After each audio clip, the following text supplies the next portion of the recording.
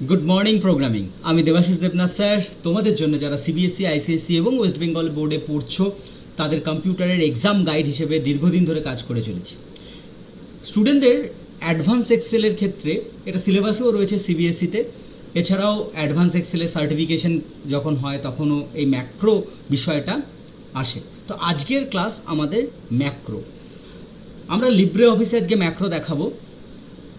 Macro একটা খুব important টুল, যে টুলটার মাধ্যমে আমরা প্রোগ্রামিংয়ের মাধ্যমে বিভিন্ন কাজ করে রাখতে পারি এবং অ্যাডভান্স ওয়ার্ক করতে পারি।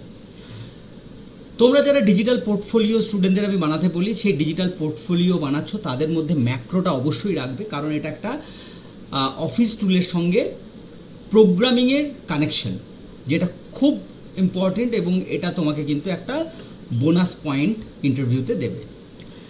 তো সেক্ষেত্রে আমরা একটা খুব ইজি এক্সাম্পল নিয়েছি, যেটা নিয়ে প্রথম আমি দেখাবো। কোনো বাটন ইউজ না করে ডাইরেক্ট আমরা একটা ম্যাক্রো চালাবো, সেই ম্যাক্রো চালিয়ে প্রোগ্রামটাকে দেখাবো। পরের ক্লাসে আমি আসবো হচ্ছে একটা বাটন ইউজ করা কি করে যায়। তো আপাতত আমরা স্ক্রিনে দেখতে পাচ্ছি যে সন্দীপন লাহা আমাদের ইউনিট টেস্ট যে পরীক্ষা, সেই পরীক্ষায় Bengali, English, math, physics, chemistry, এখানে 10-এর মধ্যে পরীক্ষা হয়েছে ইউনিট টেস্ট, সেখানে 5, 6, 6, 8 এই নাম্বারটা পেয়েছে। আমি একটু ছোট করে দিই, তাহলে কেমিস্ট্রির নাম্বারটা দেখা যাবে। দেবরাজ দেব, সেও ক্ষেত্রে এই নাম্বারটা পেয়েছে। যেহেতু আমি খুব সিম্পল ম্যাক্রো করছি, সেই জন্য বেশি স্টুডেন্টকে নিয়ে নিই। বেশি স্টুডেন্ট নিলে আমাকে লুপ ইউজ করতে হবে, তো সেক্ষেত্রে আমি এগুলো পরের অ্যাডভান্স আরও ক্লাসে আসবো। তো আপাতত আমাদের মেন শিট 1, এই শিট 1-এ আমরা এই পোর্শনটা ইউজ করছি। একটা দুজন স্টুডেন্ট, তাদের 5টা সাবজেক্টে মার্কস। এবার পরে আমরা আরেকটা শিট রেখেছি, যে শিটটাতে আমরা নেম রাখছি এবং তাদের যে টোটাল ইউনিট টেস্টের যে টোটাল সেটা কত হয়েছে। দেখো, নেমটা আমি রাখছি, সেটা তোমরা নিশ্চয়ই জানো, ফর্মুলা ইউজ করে = sheet1.a1। এটা যদি করি তাহলে শিট 1-এর যে ডেটা রয়েছে, শিট 1 A1 ডেটা, এটা রয়েছে নেম, তাই তো? তাহলে এই ভ্যালুটা কপি হয়ে গেছে, ঠিক আছে। এইবার আমি এটাকে টেনে দিয়েছি ফিল হ্যান্ডেল ধরে, তখন কি হয়েছে না, এই পুরো বিষয়টা সন্দীপন লাহা এবং দেবরাজ দেব এখানে নাম ছিল, দেখো এটা এখানে কপি হয়ে গেল, রাইট। এবার এখানে যে এটা কপি হলো এই নামগুলো, এবারে এখানে টোটাল চলে আসবে সে ম্যাক্রো ইউজ করে আমি এই প্রোগ্রামটা করতে চাইছি। এবার বলতে পারো যে স্যার, ম্যাক্রো ইউজ করার প্রফিট কোথায়? আর হচ্ছে আমরা ফাংশন দিয়েও তো এটা কাজ করে দিতে পারতাম, বা ফর্মুলা ইউজ করে দিতে পারতাম। দেখো, যখন এটা ছোট তখন কোনো প্রবলেম নেই। যখন অনেক বড় calculation, grade, percentage, percentile, average, maximum minimum marks বা আরও অনেক কিছু যখন আমরা আসবো, তখন যদি এটাকে ম্যাক্রো সেট করে রাখি, তাহলে আমাদের সুবিধে হবে হচ্ছে যে প্রোগ্রামিংয়ে হয়ে থাকলো এবং ফর্মুলাতে অনেক সময় মার্কস এন্ট্রি করার সময় ফর্মুলা চেঞ্জ হয়ে যেতে পারে বা ফর্মুলা ডিলিট হয়ে যেতে পারে, তখন কিন্তু আমাদের এখানে অসুবিধা হয়। তাই ফর্মুলা বা ফাংশন ইউজ করলে, আর ফাংশনের একটা ওভারহেড আছে, কিভাবে ইউজ করব, কোন ফাংশনটা লাগাতে হবে, তার মানে যদি যে প্রোগ্রাম পারে সে প্রোগ্রামের সাথে কানেক্ট করে রাখলে আমি ম্যাক্রো দিলেই আমার সেই পার্সেন্টেজ বা পুরো ফর্মুলার রেজাল্টটা বেরিয়ে যাবে। তাতে আমি মার্কস যদি এখানে কারো চেঞ্জও করি, সেটা চেঞ্জ করতে পারি, সেটা ফর্মুলাতেও করা যায়, বাট এখানে আমরা অনেক সহজে, অনেক প্রফেশনাল ওয়েতে আমরা করতে পারি। বা একটা বাটন করলে সেখানে ফরম্যাটিংটাও দেখতে সুন্দর হয়, আর তার সাথে সাথে এক্সেলের মধ্যেই একটা সফটওয়্যার তৈরি হয়ে গেছে বলে মনে হয়। তো এটা যেমন একটা ব্যাপার, আর এছাড়াও আমাদের টাইম অনেক বাঁচাতে পারবো। আমরা একটা ম্যাক্রো সেট করে রাখলে পরবর্তীকালে আমরা সেটাকে নিয়েই বারবার একটা রিপিটেড কাজ করতে পারবো, তাই তো? তো এইভাবে আমরা একটা ম্যাক্রো ডিজাইন করব। প্রথমেই দেখাচ্ছি দুটো শিটের মধ্যে, একটা শিট 1, একটা শিট 2। আমার যে কোডিং থাকবে সেই কোডিংটা কমেন্টে আমি কপি পেস্ট করে রাখছি, তোমরা ওই কোডটা নিয়ে নেবে। কোডের প্রত্যেকটা মানে আমি বলে দিচ্ছি। আমি কোডটা অবশ্যই স্টুডেন্টদের দেখানোর সময় আমি কোড, এটা যেহেতু তাড়াতাড়ি করতে হয় তার জন্য আমি এটাকে কপি পেস্ট এক জায়গায় করে রেখেছি, আমি করে রাখি এটা আমার লাইব্রেরিতে, ঠিক আছে।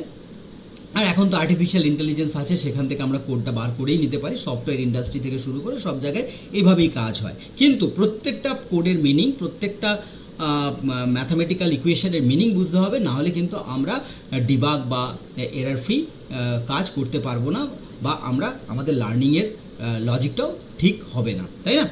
তো আমরা এবার চলে আসি হচ্ছে ম্যাক্রোতে, ঠিক আছে? তো আমি এখানে আমার অলরেডি ম্যাক্রোটা ক্রিয়েট করা রয়েছে, আমি সেটা নিয়ে আগে বোঝাই, তাহলে তোমাদের একটু সুবিধা হবে। পরের যেটা করব সেটা ম্যাক্রোটা আমি নিজে তৈরি করে তোমাদের এখানে দেখাবো। আমরা টুলসে চলে যাই, টুলসে চলে যাওয়ার পর এখানে ম্যাক্রো আছে, ঠিক আছে? এই ম্যাক্রোতে আমরা এখানে যখন করব তখন যাব হচ্ছে অর্গানাইজ ম্যাক্রো বেসিক, ঠিক আছে? এই বেসিকে ক্লিক করব। বেসিকে ক্লিক করলে আমরা কিন্তু এখানে একটা ম্যাক্রোর ডিজাইন করতে পারবো। এখানে আমরা এখানে ডাবল ক্লিক করব, এই মডিউল 2 এই ম্যাক্রোটা আমি নিয়ে এসেছি, ঠিক আছে? তো এই যে ম্যাক্রোটা নিয়ে এলাম, এখানে একটা সাব মানে হচ্ছে আমরা একটা সাব রুটিন লিখব, যে সাব রুটিনটাতে একটা নাম দেওয়া হয়েছে অ্যাড নাম্বারস, ঠিক আছে? নাম্বারগুলোকে অ্যাড করবো বলে এটাতে তুমি তোমার মতো নাম দিতে পারো। এখানে কি হয়েছে, ডিম, যেহেতু আমরা বেসিক প্রোগ্রামিং ইউজ করছি, আমরা পাইথন প্রোগ্রামিং ইউজ করতে পারি, কিন্তু সেখানে একটু কমপ্লেক্সিটি থাকবে, পাথগুলোকে নির্বাচন করতে হবে ঠিক করে, ঠিক জায়গায় ফাইলটা কপি করতে হবে, কিন্তু এখানে আমাদের খুব সহজে আমরা এটা করতে পারবো, ঠিক আছে? আমি কোডটা যেহেতু এখানে কপি পেস্ট করে আগে থেকেই রেখেছি, সেক্ষেত্রে এখানে দেখো ডিম বেন মানে বেঙ্গলির অ্যাজ ইন্টিজার, মানে ইন্টিজার হিসেবে আমি ভ্যারিয়েবলগুলোকে নিলাম, যেমন ইন্ট এ ইন্ট বি এরকম করে প্রোগ্রামিংয়ে নেওয়া হয় সেরকম। এখানে তোমাকে অবশ্যই একটা প্রোগ্রামিং নলেজ একটু হলেও রাখতে হবে। ডিম ইএনজি ম্যাথ ফিজিক্স কেমিস্ট্রি এইগুলো আমি ভ্যারিয়েবল দিয়েছি। কখনোই মনে করবে না এই ভ্যারিয়েবলগুলো মানে এই যে আমি ওপরে যে লিখেছি এই হেডিংগুলো এগুলোর নাম দিতে হয়েছে, না, এগুলো নয়। ওখানে আমি আলাদা ভ্যারিয়েবল দিয়েছি, কিন্তু আমাকে এই সেলগুলোকে ঠিক রাখতে হবে, ঠিক আছে? তো আপাতত আমি কি করব, আমার কাজ হবে যে প্রোগ্রামিংয়ের মাধ্যমে এই সেলগুলো থেকে, এই যে সেলগুলো আছে এই সেলগুলো থেকে নাম্বারগুলোকে তুলে নেওয়া, রাইট? এবং এই তুলে নিয়ে সেটাকে সাম করা, এবং এই পজিশানে যেহেতু এটা সন্দীপন লাহার এই টোটাল পজিশানে ওটাকে আবার পেস্ট করে দেওয়া প্লাস করার পর। তার মানে তিনটে কাজ, একটা হচ্ছে কালেক্ট করতে হবে প্রত্যেকটা নাম্বার প্রত্যেকটা সেল থেকে, নেক্সট কাজ হচ্ছে আমাকে টোটাল বার করতে হবে, তারপরের কাজ হচ্ছে এইখানটাতে পুট করতে হবে। এটা কত, এটা না শিট 2 এর, দেখে নাও শিট 2 এর B2, শিট 2 এর B2, এটা A2, এটা B2, তাহলে B2তে আমাকে ডেটাটাকে ফেলতে হবে, ক্যালকুলেশন ডেটাটাকে। আবার দেবরাজের B3তে ফেলতে হবে, ঠিক? তার মানে ডেটা ওঠাতে হবে কোনটা, ডেটা ওঠাতে হবে এই পোর্শনেরটা, ঠিক আছে? তার মানে ডেটা কিসের ওঠাতে হবে একবার বলে দিচ্ছি, B3 C3 D3 E3 F3 data ওঠাতে হবে দেবের ক্ষেত্রে। এবার চলে আসি কোডিংয়ে আমরা চলে এসে দেখতে পাচ্ছি যে এখানে আমরা ভ্যারিয়েবলগুলোকে লিখে ফেললাম, ঠিক আছে? এবার তুমি ABCDও দিতে পারতে ভ্যারিয়েবল, আমি এখানে একটু বোঝার জন্য বেঙ্গলির BN, ইংলিশের EN, ম্যাথসের MATH, PHY CHE result বলে, যেটাতে আমরা টোটালটা বার করবো সেই রেজাল্ট বলে দিয়েছি। এবার তার মানে ভ্যারিয়েবল আমার ফার্স্ট পার্টে হলো। এর পরের পার্ট যেটা রয়েছে, এই পরের পার্টটাতে আমরা বেঙ্গলি BN এর এই ভ্যারিয়েবলের মধ্যে দিস কম্পোনেন্ট ডট শিট 0, এই শিট 0টা কোন 0 একবার দেখিয়ে দিই। এই শিট 0টা মানে হচ্ছে প্রথম শিটকে বোঝাচ্ছে, ঠিক আছে? শিট 1 দিলে হবে না, কিন্তু এখানে তুমি যাই নাম দাও, কিন্তু এখানে তোমাকে শিট 0 ডিফল্টে দিতে হবে, ঠিক আছে?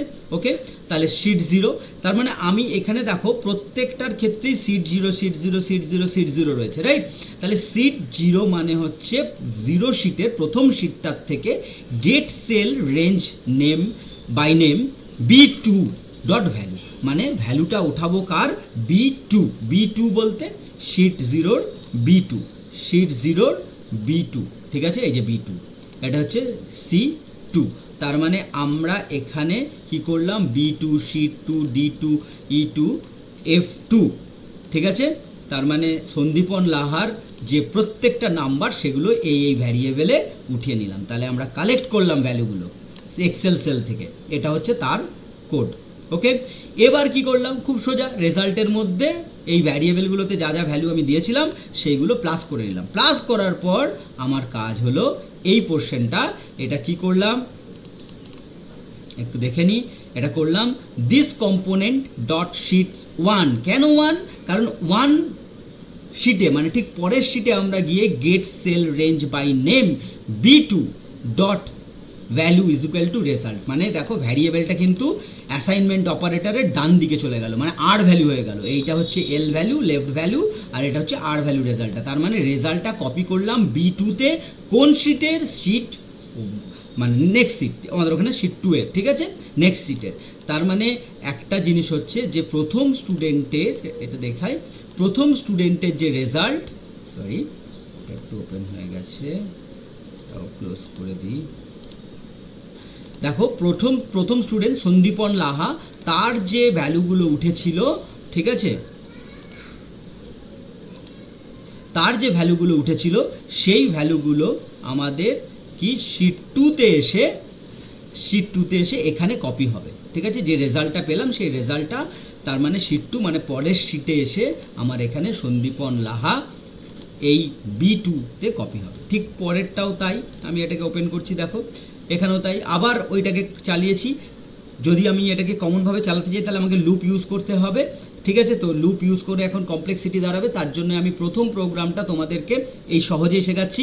পরেরটা কিচ্ছু না, পরেরটা যেহেতু আমি B3 থেকে তুলব, B3 C3 D3 E3 F3, যেমন আরেকবার দেখিয়ে দিই, শিট ফার্স্ট শিটের এই যে B3 এখান থেকে পরের স্টুডেন্টের তুলছি, তার জন্য ওটাকে চেঞ্জ করে দেওয়া হয়েছে এবং শিট পরের শিটের আমরা B3-তে ভ্যালুটাকে আবার পেস্ট করে দিয়েছি। এই হচ্ছে কোড।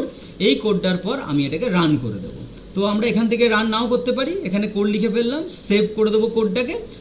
এরপরে আমরা চলে যাব এখানে, ঠিক আছে। এখানে চলে যাওয়ার পর নেক্সট সিটে দেখার জন্য এখানে আমরা টুলসে যাব, ম্যাক্রো, ঠিক আছে, রান ম্যাক্রো, ঠিক আছে।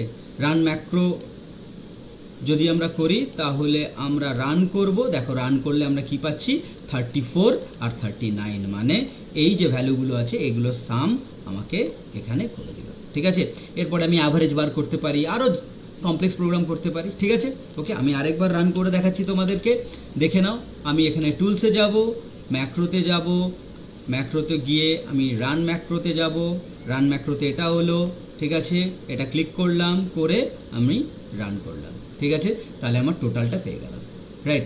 এইভাবে ম্যাক্রো ডিজাইন করা যেতে পারে। এছাড়া এই যে রান ম্যাক্রোতে গিয়ে একটু বোকা লাগছে, তো সেটাকে আমরা কিন্তু বাটনে কাজ করতে পারি, তো সেটা আমরা আসবো পরের ক্লাসে।